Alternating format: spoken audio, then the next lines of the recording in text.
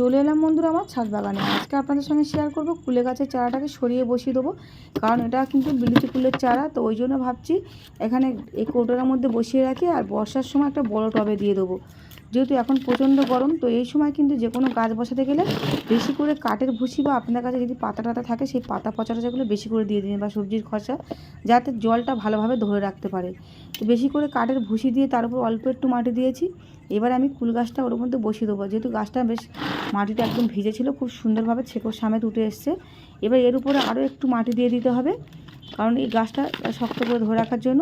আর তার উপরে কিন্তু আর মাটি দেবো না, এবার দিয়ে দেবো এর মধ্যে কাঠের ভুসি। কাঠের ভুসিটা দিয়ে দিলে জলটা বেশ অনেকক্ষণ ধরে রাখে, যেহেতু এখন প্রচণ্ড গরম, তো ওই জন্য জলটা ধরে রাখার জন্য কাঠের ভুসিটা দিয়ে দিলাম। সুন্দর করে এবার জল দিয়ে দেবো এর উপর থেকে। দিলে কিন্তু সকাল বিকেলে করে জল দিতে হবে, আর একটু ছাওয়া জায়গা রাখতে হবে। তো আপনাদের এই ভিডিওটা কেমন লাগলো প্লিজ কমেন্ট করে জানিও, আর ভালো লাগলে চ্যানেলটি সাবস্ক্রাইব করে দিও।